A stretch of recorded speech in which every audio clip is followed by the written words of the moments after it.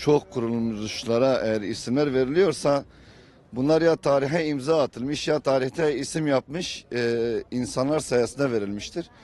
6-7 Ekim'in de unutulması bu ülkede imkansız olaylardan bir tanesi olduğu için benim kanaatimce verilmesi gerektiğinin dışında kesinlikle verilmesi lazım.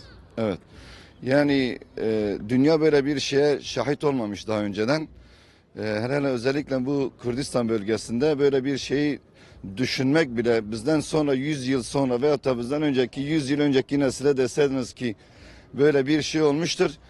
Yani insanların inanası gelmez. Çünkü Kürt halkı öyle bir insan, bir topluluktur ki yani düşünün dünyada yani belki ağır olacak, belki de yerinde bir söz olacak. Benim nazarımda dünya izzeti, şerefi, insanlara kaynaşmayı, misafirperverliği belki tarihte yıllarca zamanla çok zaman anlatılmış ki Kürtler örnek verilmiştir yani.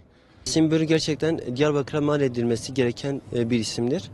Çünkü kendisi kurban eti dağıtırken şehit edilmiş canice ve gerçekten hani ölüm tarzı, öldürülüş şekli ibretli, yani çok caniceydi. Bütün bunu da böyle bir daha insanlara böyle cinayetlerin işlenmemesi adına, böyle katliamların öne geçilmesi adına, bunu yapanların da cezalandırılması için ben Yasin Bür isminin verilmesinin doğru olacağına düşünüyorum, inanıyorum da. Biri bizim için bir gururdur. 6-7 Ekim olayları dediğimizde yapılan vahşeti görüyoruz. O fakir fukaraya yardım eden bir gencimizdi, bir kardeşimizdi. Bunun için Yasin Börü'nün ismi her yerde olması lazım. Yeni yapılan havaalanında da olması lazım. Killere de sesleniyoruz buradan.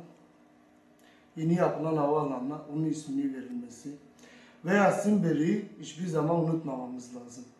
Yasin Börü'nün Diyarbakır'da yeni yapılacak havaalanına isminin verilmesi gerçekten canı gönülden isterim. Çünkü neden diyeceksiniz?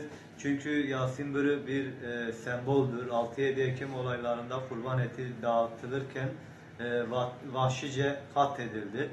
Atıldıkları bütün platformlarda Yasin Börü'nün ismini zikrettiler. Yasin Börü'nün davasının arkasında duracaklarını zikrettiler. Ben de buradan onlara seslenmek istiyorum. Bu sözlerin arkasında dursunlar.